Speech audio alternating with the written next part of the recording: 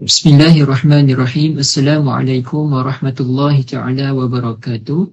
Good evening to our lecturer and my fellow classmates. Today our group will present about pricing determination based on monopoly market from economic perspective. I am the first presenter and my name is Amar Dene bin Ibrahim. My check number is 2020988095. Before we go to any further, we should know about the concept of price in economic perspective. First, we should know about the definition of price according to Philip Kotler and Dr. Rifat Sayyid. According to Philip Kotler, he said that the price is a form of sum added from all the value given by customers to sellers or operators to obtain benefits from the product or service provided. Meaning here that we are able to understand that the price is the value on a product purchased from the seller in order to own the benefits of the products. In Islamic economic perspective, in the book of Mawsu'ah al-Iqtisad al-Islami, Dr. Rifat Sayyid, he thinks that the price is a measure or estimate for the sale of goods which are placed at an expensive or cheap price. All these matters will only be determined by Allah subhanahu wa ta'ala alone. Okay, next we go to the price determination. Under this topic, we will get to know about the purposes of pricing and pricing method. Okay, so what are the purposes of pricing? Okay, the first one is about profit. Okay, actually, every company will have the same desired target, which is to maintain the company profit margins. So if they are already getting the higher profit margin, and then they can use the fund raised to pay the employees, to buy the raw materials, and so on. And the second one is about obtaining ROI, which is return on investment. Every enterprises really wants a return on the capital spent while doing their business. Proper pricing will speed up the capital return process. And the last one is about the price control. So about this, actually, we can see that the majority of the companies will set low price as their competition. They do low price to attract the customers in the market. Okay, next we go to the pricing method. Okay, generally it has 4 elements that companies should looking forward through them. First is about competition. A company should look at what competitors are doing in the market. Sometimes our competitors will hike the price and sometimes they will lower the price. The second one is about cost. It will be based on the production and marketing, cost plus a certain amount. For a company, it is very important to calculate all aspects in the calculation of cost, especially through the cost to manufacture our products, the operating costs, the profits, and so on. Third is about profit. This method is to balance revenue and cost in its pricing. And the last one is about the demand on market. Pricing is done with more emphasis on the needs and tastes of consumers in the market. Many factors effect, including the ability of consumers to buy the marketed products, and the benefits of a product on consumers, and vice versa. Okay, then we will go to the differences in the theory of prices in Islamic and conventional perspective. The concept of prices of Islamic perspective, Ibn Taymiyyah stated that the price is a fair price should be placed on the market between the seller and the buyer.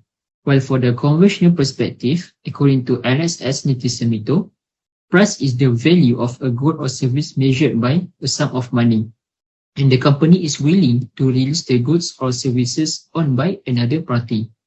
Okay, next we look at the second column, which is the will of God. In Islamic perspective, only Allah subhanahu wa ta'ala alone has the right to determine the price, and this can be referred to the hadith from Rasulullah sallallahu alaihi wasallam. Baginda also said that pricing determination will lead to zalim for both parties. While for the conventional perspective, they are always ignoring the comment of God. People like this only think about themselves, about how to gain profits even in a wrong way. Besides that, The differences also are in the determination of price. For Islamic perspective, it is based on the revelation revealed to Rasulullah sallallahu alaihi wasallam.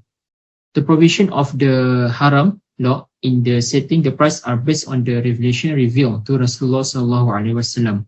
While for the conventional, it involves a lot of its seasons. For example, if a product in high demand in the market at that time, the sellers will try to increase the price of the good excessively. Bismillahirrahmanirrahim. My name is Muhammad Alif Irfan bin Muhammad Faizul. Metric number 2020968129. So now we continue the definition of monopoly market. So monopoly market is derived from Greek word which is monos, that means self, and polyn, that means sale. From a simple analysis, monopoly is defined as a circumstance which is there is only one seller that offer a product or services, allowing that seller to control the sale and choose the price and commodities they sell. So that is a definition of monopoly. So in the next slide, we continue with the characteristic of a monopoly market. Okay, the first characteristic is there is no replacement item. Monopoly goods cannot be replaced by other goods on the market, or in other words, there are no comparable goods. For example, the Tenaga Nasional Berhad, TNB. Then secondly, less ad promotion is needed. A monopoly market usually doesn't need to advertise its product, since the consumer has no choice to take the item from the company.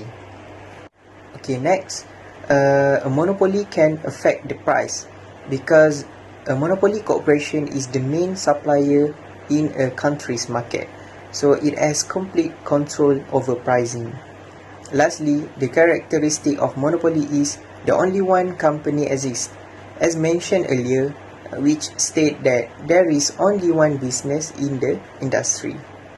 Okay, then we go to another slide, which is the factors of the existence of monopolies.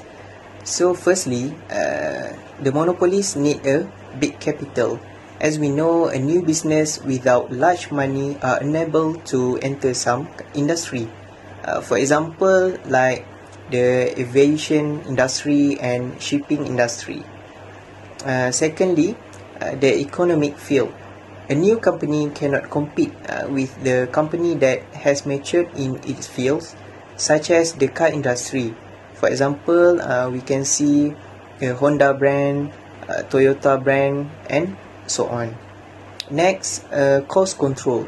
So monopolies can also exist as a result of the control of a large percentage of raw material. Okay, in addition, we can see the consumer loyalty. A firm can be a monopoly because of the consumer loyalty to the product brand. For example, brand of Microsoft, Facebook, Apple, and so on. And last but not least, the factors of monopolies is by geography. So the state of nature in a country can give a monopoly power in the production of certain goods.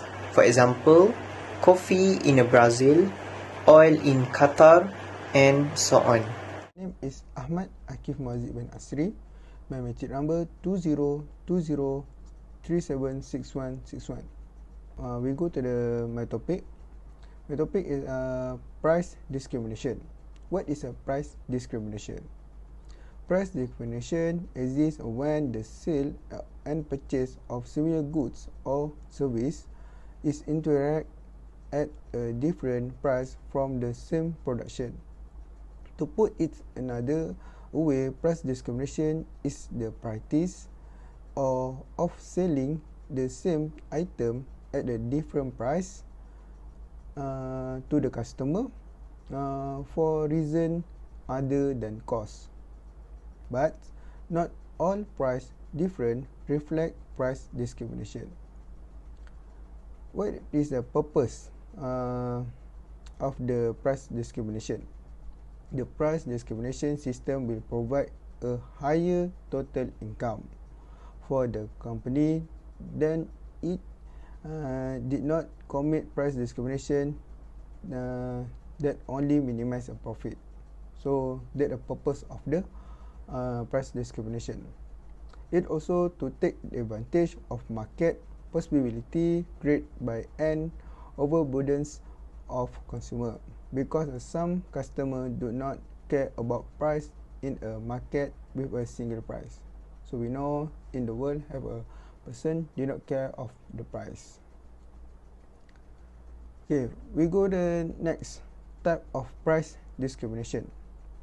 That have three types of price discrimination, which is first degree price discrimination, second degree price of discrimination, and third degree price of discrimination.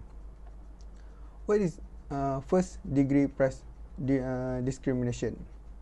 When a corporation charges the greatest price that consumer are willing to pay for a commodity or service, so the price will raise from the lowest to the highest. Okay, second degree price discrimination, setting varying pricing for different amount of product or service. This is a most common among industrial consumer who buy things wholesale, and it can get or receiving a largest discount. Third degree price discrimination. Third level price discrimination can be achieved when the market can be divided into different parts, and each part has a different elasticity on demand. User can be divided by age level, gender, and race. For example, when someone want to see a movie, the price of the same show varies depend on age level. Okay, we go to the price control by the government against monopoly. Okay, monopoly is a type of market in which just one seller dominate the market. Its monopoly come from the Greek words, which is a mono, one, and polyn. Monopolists can raise or reduce the price by choosing the number of items that will be produced as a price maker. Okay, the government serve as a producer of high cost public goods and social benefits. Furthermore, the government monopoly may only support by the government using revenues collected from the general public. For example, only in Malaysia have one firm produce certain goods or service such as electricity supply, which is under Syarikat Tenaga Nasional Berhad and no another company. So we go to the pros and cons of monopoly market. We go to the first pros. Return a large portion of their income. So we know if the high level of earnings that corporation with a monopoly may attain both the groundwork for future capital investment when there is no competition. So if I did not have a competition, the company will get a high of profit. We go to the second pros. The economic of a scale is changed. It may produce more goods or service when the decreased internal costs reflect in the final retail price of what is being sold. The consumer can save money. We go to the cons of the monopoly market. Price do not have to be reduced.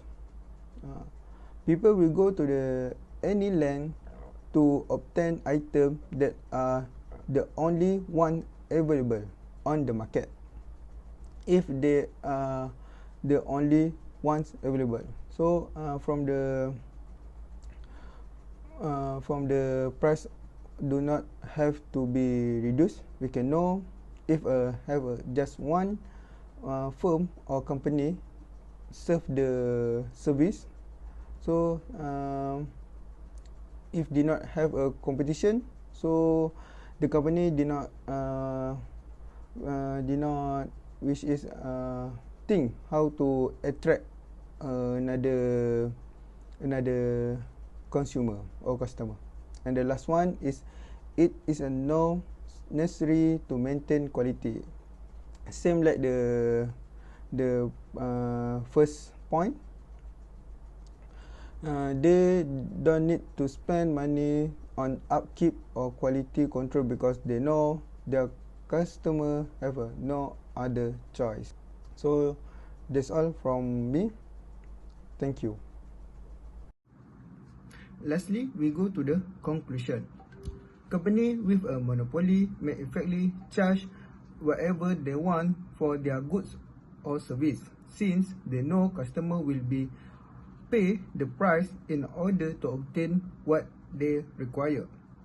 And there may be high start-up costs, making it difficult for new business to compete, because it is costly to build new energy plant, allowing monopolies to set price to pay their cost make economic sense. Thank you.